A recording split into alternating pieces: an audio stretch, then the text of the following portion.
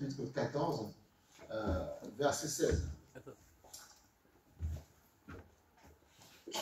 C'est important, c'est un jour spécial. Il est déjà descendu, ok? Le Saint-Esprit est déjà descendu, mais il est en toi, mais il faut qu'il te revitalise en toi. Puisque la Bible dit, on doit, la grâce que tu avais hier n'est pas la même qu'aujourd'hui. Il doit te renouveler en permanence. Donc Jean chapitre 14, verset 16. Il dit ceci, et si on va même revenir avant sur verset 15, excusez-moi. Jean chapitre 14, verset 15. Il dit, si vous m'aimez, donc c'est une condition, si vous m'aimez, voilà, gardez mes commandements, garde mes commandements, ok? Et plus loin, et moi, je prierai le Père, et il vous donnera un autre consolateur, afin qu'il demeure éternellement avec vous. Amen. Et le rôle du Saint-Esprit, c'est d'attirer. Enfin, il y a des anges qui te protègent, qui gardent, qui combattent pour toi. Mais si tu ne gardes pas le Saint-Esprit, enfin, le Saint-Esprit est comme une lampe. Ils sont guidés par le Saint-Esprit. Et si tu refuses tu refuses l'action de l'Esprit dans ta vie, les anges ne peuvent pas faire le travail qu'ils veulent faire dans ta vie. Parce que les anges sont tes gardiens. Mais en fait, ceux qui les payent, c'est le Saint-Esprit, en fait. Et si tu ne veux pas faire bon usage du Saint-Esprit dans ta vie, tu risques de ne pas avoir la protection angélique autour de toi. Amen. C'est vraiment important de comprendre ça. Comprendre que nous ne sommes pas seuls. Nous avons l'Esprit de Dieu avec nous. Mais il faut rechercher sa présence. Donc, et moi, je prierai le Père, il vous donnera un autre consolateur afin qu'il demeure éternellement avec vous. Voilà, c'est ça. Il dit, et puis on dit, l'esprit de vérité que le monde ne peut recevoir parce qu'il ne le voit point et ne le connaît point, mais vous le connaissez car il demeure avec vous et il sera avec vous. Amen. Je ne vous laisserai pas orphelin, je viendrai à vous. Tu vois? Il ne te laissera pas orphelin. Tu n'es pas seul dans la vie chrétienne. Tu n'es pas seul dans ta marche chrétienne. Non, tu es avec le Saint-Esprit. Amen, c'est très important. Nous tous, moi aussi j'ai eu des compagnons dans la foi, des amis dans la foi, des potes, des frères et sœurs. J'ai eu tout ça dans le Seigneur. Mais j'ai toujours compris que ce n'était pas sur mon frère et ma soeur qu'il fallait que je m'appuie, mais sur le Saint-Esprit. Voilà.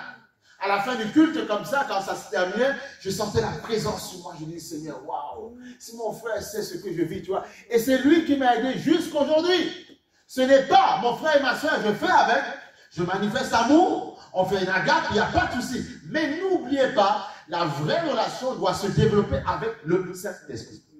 Parce que souvent, quand ton frère et ta soeur est béni, ma foi, tu te laisses dans tes problèmes, mais il ne peut pas toujours être avec toi. Parce que c'est compliqué pour lui. Est-ce que vous comprenez? C'est important de marcher avec l'Esprit de Dieu et vous serez tout le temps heureux. La vie est très compliquée. Chacun a ses petites affaires où c'est compliqué. Ses problèmes familiaux où c'est compliqué. Ses problèmes professionnels où c'est compliqué, tu vois. Et le Saint-Esprit est la seule personne qui pourra t'aider à pouvoir marcher dans l'endurance. Et même quand parfois tu as une relation qui est brisée, le Saint-Esprit viendra restaurer même 5, 6 ans, 10 ans plus tard cette relation. Le Saint-Esprit. Amen. C'est son rôle. Tout est possible. Il est capable de le faire. Il est capable de le faire. Donc quand je dis une relation, c'est bon. Il y a des relations qui ne sont pas restaurables. Il y a des relations où il ne faut même pas, il faut laisser Dieu faire. Mais s'il veut restaurer, il restaure. Mais s'il ne veut pas, il ne faut pas. En fait, ça veut dire qu'on ne force pas. C'est l'Esprit qui restaure. Voilà. Ça, j'ai dit, l'Esprit peut restaurer. Voilà, c'est lui qui restaure. Mais s'il ne veut pas, il y a des gens, tu prendras peut-être, tu diras bonjour. Au moins, dans ton cœur, il faut au moins avoir la paix avec eux. Au moins, ne pas garder les gens dans ton cœur comme un géolier.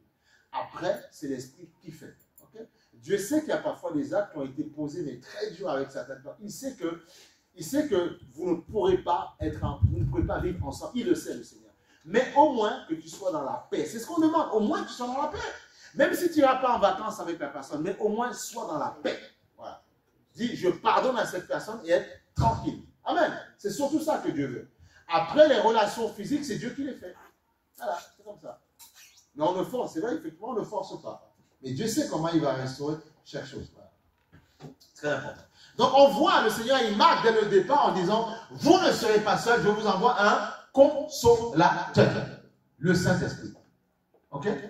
Afin qu'il demeure avec vous éternellement. membre, le Saint-Esprit. Voilà. C'est important de comprendre sur quoi est bâtie la vie chrétienne. Et là, on va grandir de gloire en gloire. Il faut comprendre, le Saint-Esprit. Si vous comprenez ça, vous allez grandir de gloire en gloire, de victoire en victoire. Mais il faut vraiment comprendre le Saint-Esprit, son rôle. Pourquoi? Quel est son rôle? On va aller sur Éphésiens, chapitre 3, verset 16. Il faut vraiment comprendre l'action. C'est pour ça que la Pentecôte, il faut comprendre à quoi elle sert. Avant de faire ça, attendez, excusez-moi, avant d'aller sur Éphésiens 3, on va aller sur Acte 3. Acte 3, excusez-moi, Acte 3 avant. Acte 3. Qu'on comprenne bien, c'est très important. L'enseignement, c'est l'enseignement qui nous fonde, qui nous rend inébranlables. Et après, vous savez comment vous priez. Vous savez que vous priez dans l'onction, dans la force, dans la puissance. Acte chapitre 2, excusez-moi. Acte chapitre 2, verset 1. On va même aller, pour remettre dans le compte, Acte chapitre 1, excusez-moi, verset 8.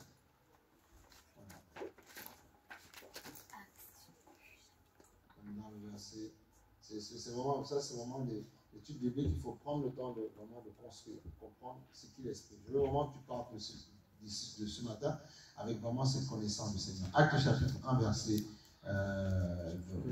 verset allez, pour remettre dans le contexte, verset 6, excusez-moi, verset 6, Acte chapitre 1, verset 6. Il dit ceci: alors les apôtres, réunis, lui demandèrent: Seigneur, est-ce en ce temps que tu rétabliras le royaume d'Israël? Il leur répondit: ce n'est pas à vous de connaître les temps, tu vois, les moments que le Père a fixés de sa propre marche, de sa propre autorité, mais vous recevrez, il dit bien, vous recevrez une puissance. Amen. Vous recevrez une puissance, le Saint-Esprit. Vous recevrez une puissance, le Saint-Esprit. Donc la vie chrétienne, ce n'est pas uniquement lire la Bible. Non! Ce n'est pas uniquement le logos. Non, il faut la révélation, le réma. Il dit, mais vous recevrez une puissance, le Saint-Esprit, survenant sur vous. Tu vois? Vous recevrez une puissance, le Saint-Esprit, vous recevrez une puissance, une décharge, le Saint-Esprit, sur vous. Tu vois? Et dit plus loin, et vous serez mes témoins. Vous serez mes témoins à Jérusalem, sur toute la Judée, dans la Samarie et jusqu'aux extrémités de la terre. Donc c'est le Saint, tu es obligé en étant chrétien d'avoir une communion avec l'Esprit de Dieu. Amen, comprenez ça, c'est très important. Il faut que ça s'imprime en vous. L'Esprit de Dieu. Les enfants, ils sont très bien. Laissez-les faire leur petite vie. Tant qu'ils ne font pas de bêtises, ils font leur petite vie, il n'y a pas de souci. Mais toi, il faut que tu comprennes ça en tant qu'adulte. C'est vraiment important. Vous recevrez une puissance. Le Saint-Esprit. Okay?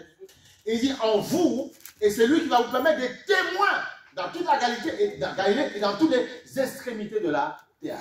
Le Saint-Esprit. C'est lui qui ordonne ta vie, c'est lui qui te fortifie, c'est lui qui te remplit. Le Saint-Esprit. Tu dois apprendre à lui parler. Il faut discuter avec lui, il faut causer. Il est réel, cet être-là. Il est plus réel que la Bible, parce que c'est lui qui a inspiré cette Bible. Qu'elle soit en papier ou qu'elle soit sur Internet, c'est lui qui a inspiré la Bible, les Écritures. Donc tu dois tout faire pour être en relation avec l'Esprit de Dieu. Plus qu'avec... c'est lui qui donne après d'être en relation avec ton Église. Avec après les frères et sœurs. Mais d'abord, le Saint-Esprit. Et c'est lui qui a créé toutes choses. Puisque dans Genèse, on nous dit par le Saint-Esprit, le Seigneur a créé les animaux, les hommes. Donc tout ce que tu aimes, c'est l'Esprit qui les a créés. Même celui qui partage ta vie, c'est l'Esprit qui l'a créé. C'est l'Esprit qui a mis le don de géniteur dans ses parents. Donc celui qui aime d'abord, celui qui partage sa vie ou ses enfants avant le Saint-Esprit, il a tout faux totalement. Mais tu verras que plus tu aimes d'abord l'Esprit, forcément il va te donner d'aimer tes proches. Même mieux que tu ne penses. Parce que souvent on dit aimer les gens. Mais souvent le moindre problème, c'est fini, on n'aime plus. Ou on devient rancunier. Tu vois? Donc il faut l'Esprit parce que ce que Dieu a créé, parfois les êtres humains, nous sommes compliqués des fois. Nous sommes complexes. La Bible dit même les anges sont compliqués. Donc nous sommes complexes. Mais pour mieux nous connaître, il faut l'Esprit de Dieu. Amen. Il faut l'Esprit, il n'y a pas de choix. Et Jésus, sachant que c'est compliqué, il dit, je vous enverrai une puissance. afin que vous soyez mes témoins. Humainement, c'est impossible. Il y a des gens qui commencent bien la vie chrétienne, au bout de 5-10 ans, ils craquent. Pour avoir une foi stable, qui ne bouge pas, il faut l'esprit. Uniquement en lisant ça, tu vas tomber, tu vas craquer. Je sais de quoi je parle. Ça fait quand même pas mal de temps que je suis dans le Seigneur. Si c'est uniquement ça, tu vas craquer. Parce que même les théologiens, il y a des religieux, ils ont ça. Tu vois. Il y a même des gens qui connaissent de la Genèse à l'Apocalypse, qui connaissent bien la parole, mais ils n'ont pas l'esprit. Du coup, ils ne vivent pas. Ils ne peuvent pas vivre dans la réalité de Dieu. Ils vont t'épater avec des passages, mais ils ne vivent pas la plénitude de Dieu parce qu'ils n'ont pas l'esprit. Vous voyez, c'est très important. Ils n'ont pas celui qui a écrit ce livre. Ils n'ont pas. Il te dit, vous recevez une puissance. Il n'a pas dit, vous recevez les Écritures. Une puissance. Et vous serez mes témoins. Amen. Donc, s'il a inspiré les gens à écrire la parole, il saura te révéler ou te dire le verset qu'il te faut pour la journée. Et si tu es sincère, tu verras que parce que tu lis la Bible, il dira, ma fille, en ce matin, lis ce passage. Ou bien il va te réinspirer un passage.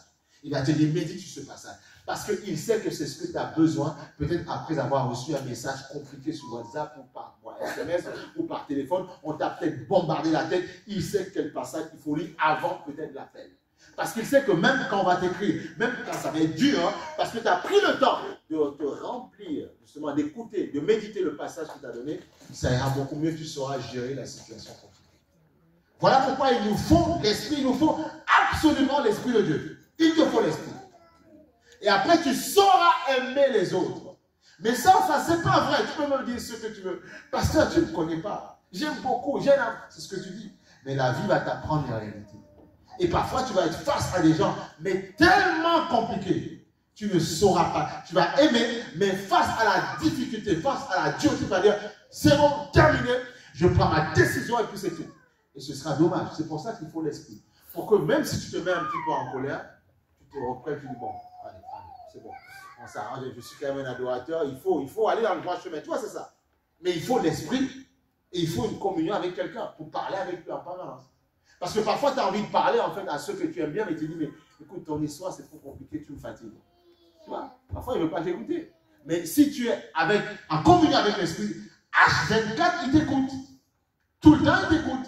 Parfois, tu peux même avoir un responsable même dans ton travail. Quand tu travailles, il dit, écoute, mais c'est bon, on t'a déjà tellement appris ça, mais pourquoi tu ne comprends pas? Voilà, on est fatigué.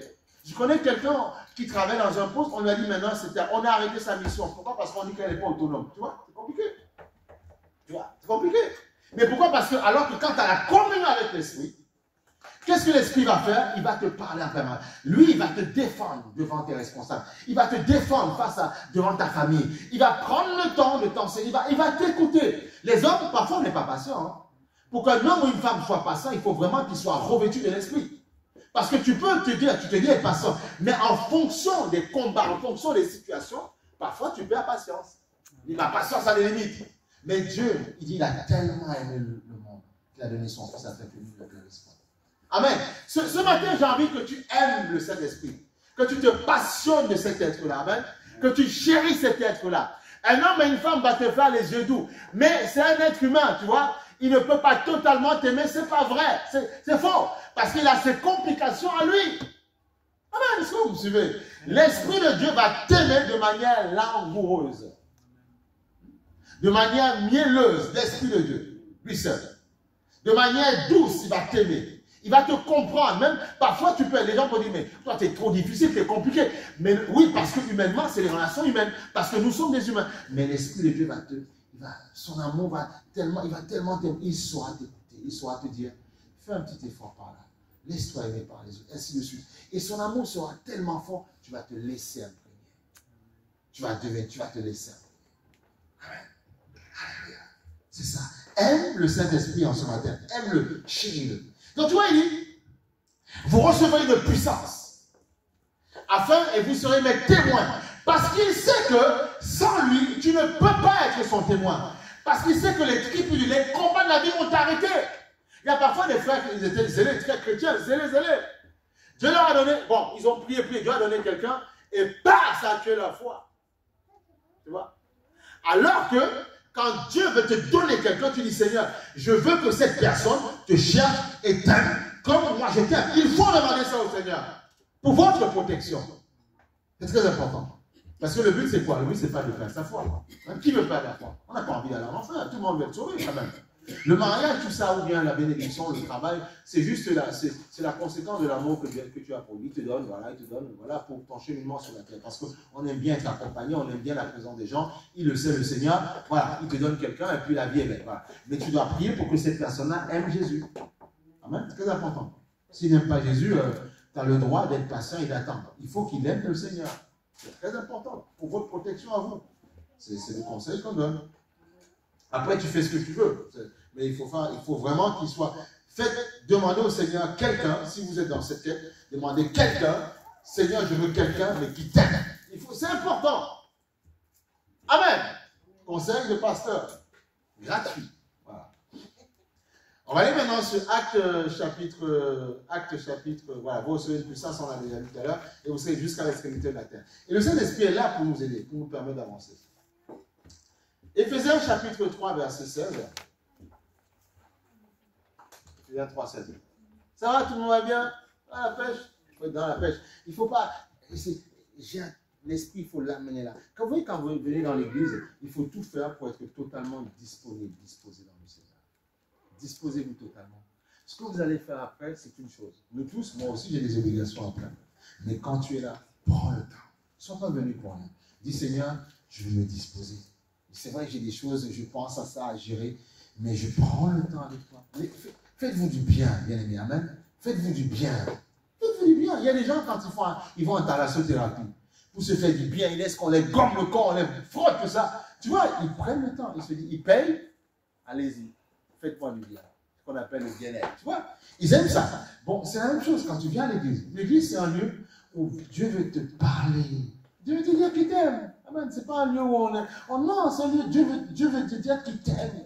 Le monde est compliqué. Laissez-vous aimer par le Seigneur.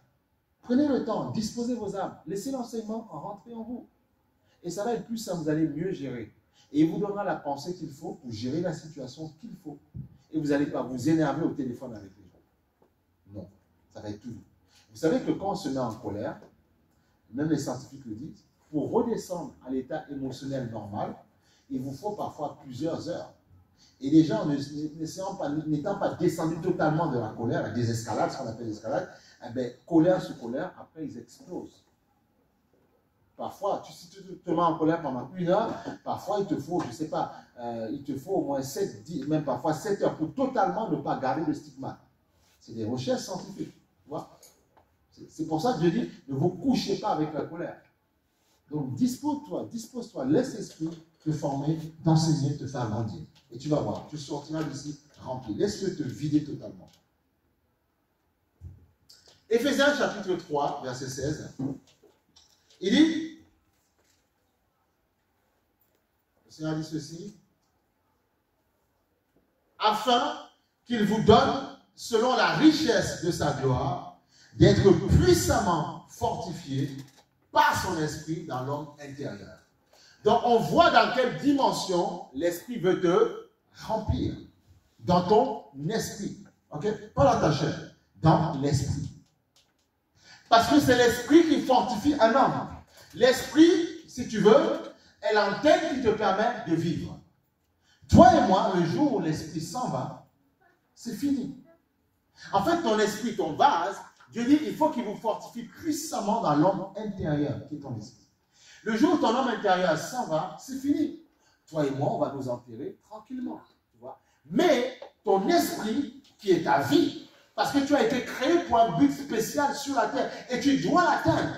Mais les démons veulent tout faire pour t'empêcher d'atteindre ce but. C'est leur rôle. Il faut qu'ils t'y empêchent.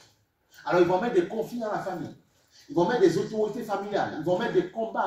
Les grands-pères vont ouvrir des portes. Alors, et après, parce que quelqu'un a ouvert une porte dans la famille, alors toutes les générations qui arrivent ils prennent tout sur eux, tu vois. Mais c'est pour ça que Christ est mort à la croix pour couper la malédiction générationnelle.